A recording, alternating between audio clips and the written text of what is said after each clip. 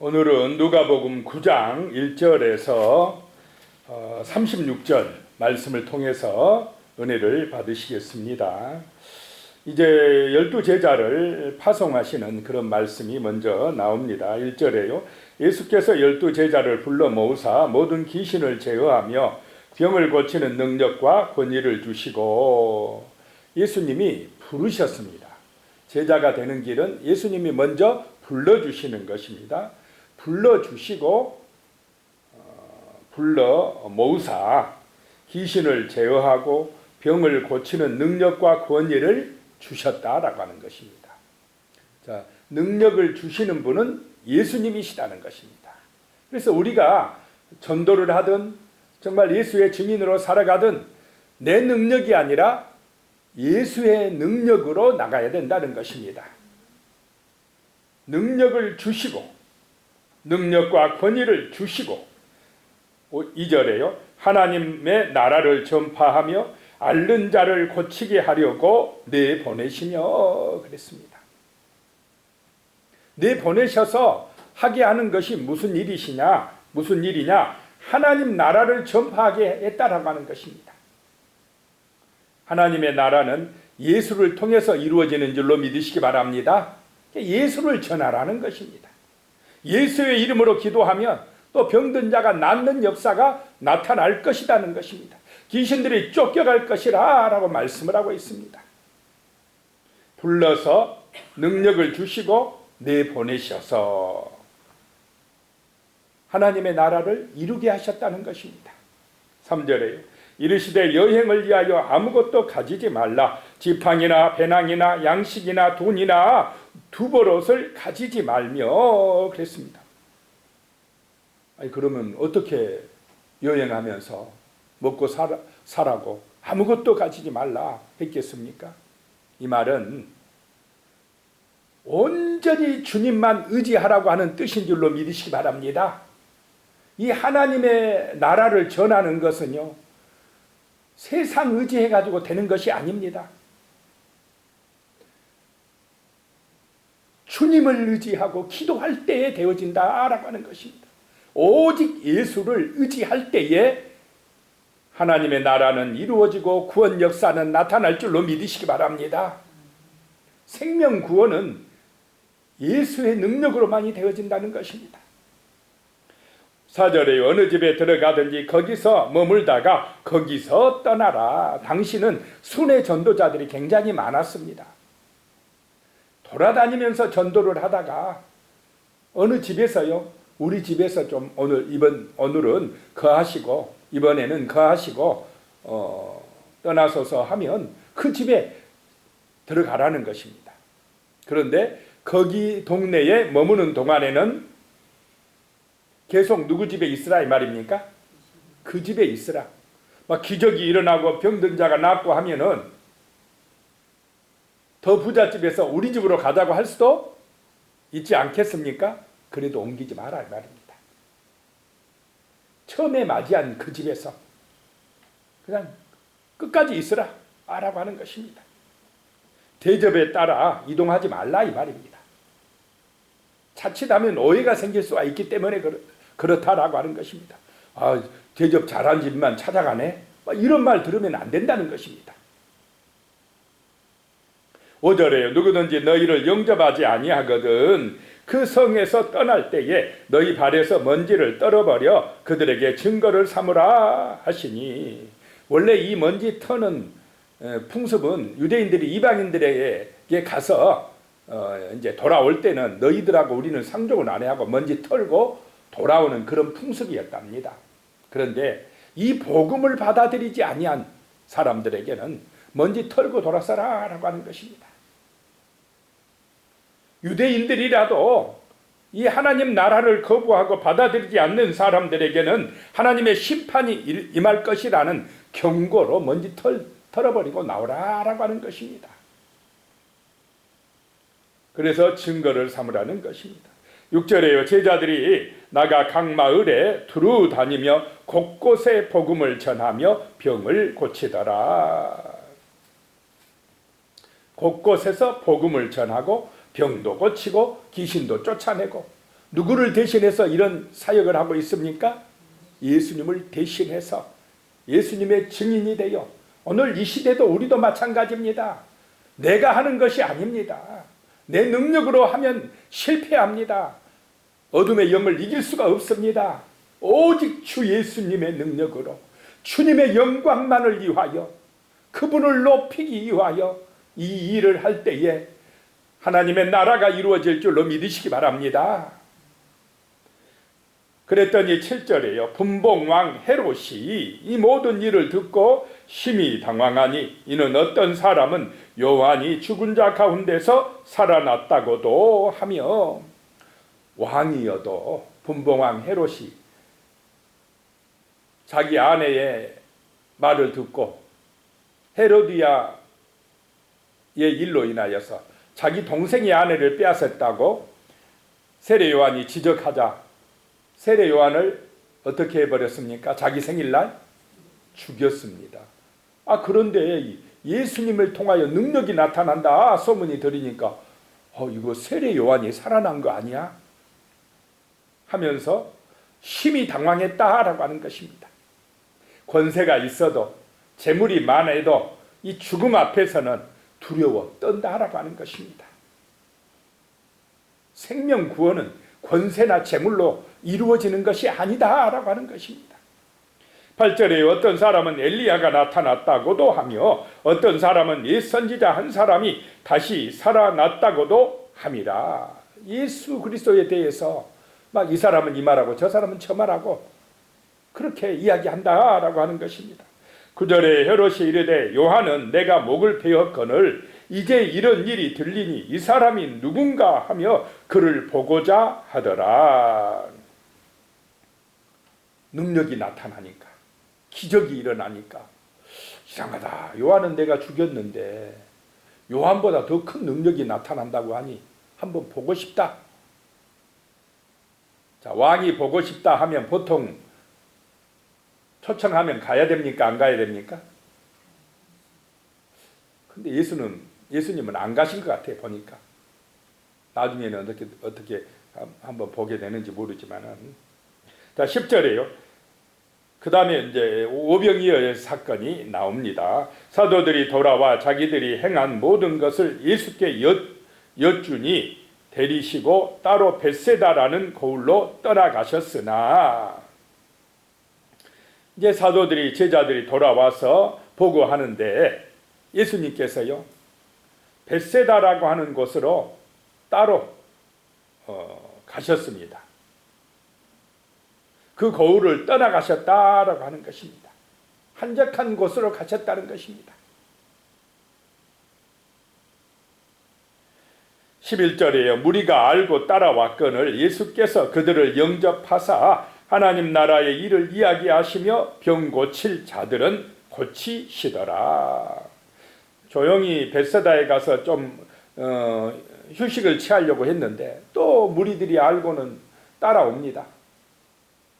그런 사람들을 영접하시고 하나님 나라를 전파하시고 병 고칠 자는 또 고쳐주시고 하셨더라라고 하는 것입니다. 12절에 보면요. 날이 저물어 가매 12 사도가 나와 여짜오되 무리를 보내어 두루 마을과 촌으로 가서 유하며 먹을 것을 얻게 하소서. 우리가 있는 여기는 빈들이니이다. 빈들입니다. 사람들은 엄청 몰려와 있습니다. 장정만 5,000명입니다. 빈들. 인간이 할 수가 있는 것이 있습니까? 지금이야 뭐 배달도 잘 된다지만 그래도 5,000명 먹이려면 장정만 사람의 힘으로 할 수 있습니까? 불가능한 것입니까? 불가능하다 이 말입니다. 빈들에서. 그래서 이 구원 역사는, 생명 구원 역사는 인간의 능력으로 불가능하다는 것입니다. 이스라엘 백성들이 40년 동안 애굽에서 나와서 광야 생활할 때에 모세의 능력으로 그들을 다 먹이고 입힐 수가 있겠습니까? 모세 같은 그런 능력자도 안 되는 것입니다. 어디를 바라봐야 됩니까? 하늘을 바라봐야 됩니다. 주 예수를 바라봐야 된다라고 하는 것입니다. 우리가 이 땅을 살아갈 때에 내 능력으로 해보겠다고, 내 어떤 지식이나 경험이나 내가 가진 것을 가지고 이 땅에서 무슨 일을 해보겠다고 하는 것은 한계가 있다라고 하는 것입니다. 예수를 바라보시기 바랍니다. 주님을 의지하시기 바랍니다. 빈들에서는 주님을 바라보는 것입니다. 광야에서는 하늘을 올려다보는 것입니다. 우리가 사는 이 세상에서는 나그네 인생살이 살아갈 때는 주님을 바라보는 것이 기적과 은혜를 체험하는 길입니다. 생명의 길이 되는 것입니다. 13절에 예수께서 이르시되 너희가 먹을 것을 주라 하시니 여짜오되 우리에게 떡 5개와 물고기 2마리밖에 없으니 이 모든 사람을 위하여 먹을 것을 사지 아니하고서는 할 수 없나이다 하니, 너희가 먹을 것을 주라 그러니까요. 아니 그게 무슨 말씀을 그렇게 하십니까? 우리가 가진 것은 떡 5개 물고기 2마리밖에 없습니다. 이거 가지고 뭐 하라고요? 자, 제자들이 지금 예수를 바라보고 있습니까? 자기들 중심으로 말하고 있습니까? 인간이 이렇습니다. 믿음이 없습니다. 옆에 계신 주 예수가 정말로 하나님이심을 모르고 있습니다. 우리가 믿는 예수가 천능자임을 모르고 내 중심으로 내 생각대로 말하고 있는 것입니다. 내가 가진 것이 이것밖에 없는데요. 내가 나보고 뭘 하라고 그러십니까? 믿음은 주 예수를 바라보는 것인 줄로 믿으시기 바랍니다.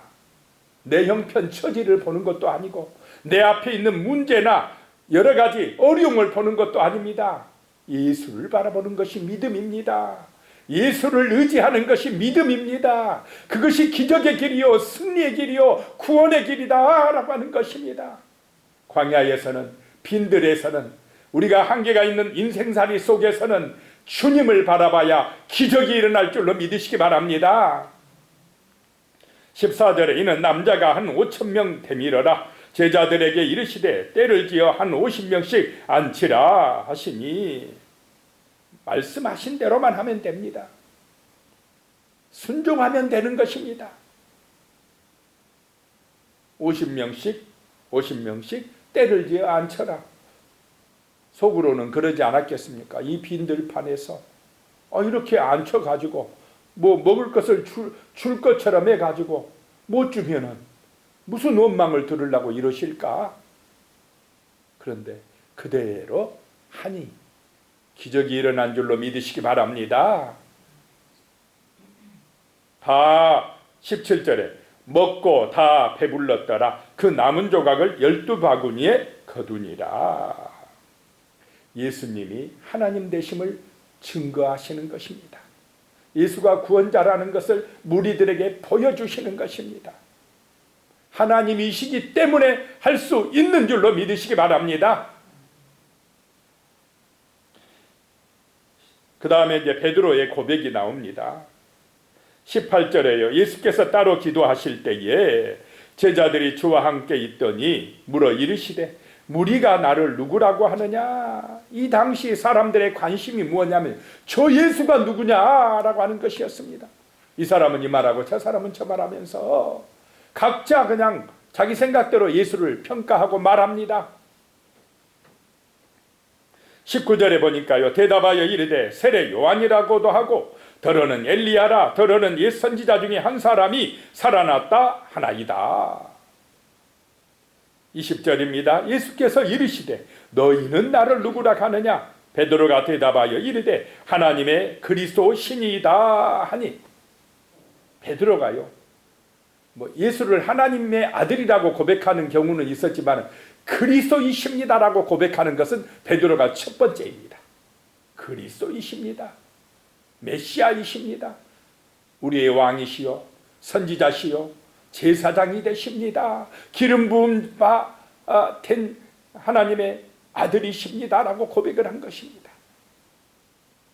기독론적인 고백입니다. 예수가 구원자라는 것입니다. 21절에요. 경고하사 이 말을 아무에게도 이르지 말라 명하시고, 아직 그리스도라고 하지 마라. 언제 말하느냐? 내가 십자가에 죽고 그 다음에 부활한 이후에 그때부터 증거하라 라고 하는 것입니다. 22절에 이르시되 인자가 많은 고난을 받고 장로들과 대제사장들과 서기관들에게 버림받아 죽임을 당하고 제3일에 살아나야 하리라 하시고, 자, 예수님이 나는 죽어야 된다 십자가에서, 그리고 살아날 것이다, 이 말씀을 하시는데 베드로와 제자들이 마음에 새깁니까? 잊어버립니까? 잊어버려. 새겨듣지 못하고 있다라고 하는 것입니다. 자기 생각들이 너무 강해요. 자기들의 마음, 자기들이 원하는 그리스도 메시아가 있기 때문에 주님의 말씀대로 믿지 못하고 지나가는 경우들이 많았다라고 하는 것입니다. 23절에 또 무리에게 이르시되 아무든지 나를 따라오려거든 자기를 부인하고 날마다 제 십자가를 지고 나를 따를 것이니라. 예수를 따르려면, 예수를 믿고 성도로 살아가려면 날마다 자기를 뭐 하라고요? 자기 부인이 잘 됩니까? 자기 주장대로 하려고 합니까? 우리가 예수 믿으면서도 말씀대로 하려고 합니까? 내 생각대로 하려고 할 때가 많습니까? 예수의 길은요, 성도의 길은 날마다 나를 죽여야 돼. 나의 옛자, 내 생각, 내 고집, 이거를 내려놔야 된다 이 말입니다. 그래야 십자가의 길을 갈 수가 있다. 예수의 길을, 생명의 길, 증인의 길을 갈 수가 있다라고 하는 것입니다. 날마다 나를 부인하고 십자가 짊어지고 예수의 증인되는 길을 가시기를 축복합니다. 날마다 내 성질머리 죽여야 됩니다. 내 고집을 내려놔야 돼요. 그래야 예수의 영광을 드러낼 수가 있다라고 하는 것입니다. 24절에 누구든지 제 목숨을 구원하고자 하면 잃을 것이요 누구든지 나를 위하여 제 목숨을 잃으면 구원하리라. 목숨, 생명이 제일 중요하다는 것입니다. 25절에요 사람이 만일 온 천하를 얻고도 자기를 잃든지 빼앗기든지 하면 무엇이 유익하리요? 온 천하를 얻고도, 온 천하를 얻었으면 얼마나 부자입니까? 마귀는 늘 그러지 않습니까? 예수님에게도 시험하면서 온 천하를 다 보여주고 나한테 절만해봐, 내가 다 줄게. 지금 마귀가 사람들을 유혹할 때 그렇게 유혹하고 있습니다. 말씀만 듣지 말어, 예수만 믿지 말어, 내가 부자 되게 해줄게, 너를 최고로 높여줄게. 그래가지고 자기 영혼을 팔아먹는 사람들이 얼마나 많습니까? 우리는 자기를 높이라고 하는 마귀의 말을 들으시지 마시기 바랍니다. 마귀는 바벨탑을 쌓아라, 네가 최고가 돼야 돼, 네가 높아져야 돼, 너를 자랑해야 돼. 자꾸 인본주의, 내 중심으로 빠지게 합니다. 그러나 성경은 나는 나를 부인하고 누구를 높이라 이 말입니까? 예수를 높이라. 나보다 남을 더 뭐 하라요? 더 높여라, 낮게 여기라. 이것이 구원의 길이다. 이것이 목숨, 생명을 구원하는 길이다 라고 말씀합니다. 그렇게 순종하고 사시기를 축복합니다. 그러면 구원의 역사가 나타납니다. 하나님이 높여주십니다. 26절에 누구든지 나와 내 말을 부끄러워하면 인자도 자기와 아버지와 거룩한 천사들의 영광으로 올 때에 그 사람을 부끄러워하리라. 예수를 부끄러워하면 안 됩니다. 하나님의 말씀을 창피하게 생각하면 안 된다 이 말입니다. 27절에요 내가 참으로 너희에게 이르노니 여기 서 있는 사람 중에 죽기 전에 하나님의 나라를 볼 자들도 있느니라. 죽기 전에. 아마 이것이 이제 바로 이어서 나오는 변화사 사건 때에 예수님이 신령한 모습으로, 부활의 모습으로 보여준 것을 베드로, 요한, 야고보가 본 것에 대한 이야기라고도 할 수 있습니다. 너희 중에 신령한 모습, 부활의 모습, 그 하나님 나라에서의 그 영광스러운 모습을 보게 될 자가 있느니라 라고 하는 것입니다. 자, 그리고 28절에 이 말씀을 하신 이후 8일쯤 되어 예수께서 베드로와 요한과 야고보를 데리고 기도하시러 산에 올라가사 29절에 기도하실 때 용모가 변화되고 그 옷이 휘어져 광채가 나더라. 30절에 문득 두 사람이 예수와 함께 말하니 이는 모세와 엘리야라 라고 하는 것입니다. 하나님의 나라를 보여준 것입니다. 그 나라는 모세도 나타나고 엘리야도 나타나고, 예수님의 모습은 용모가 변화되고 휘어져 광채가 나고 놀라운 모습을 보여주신 것입니다.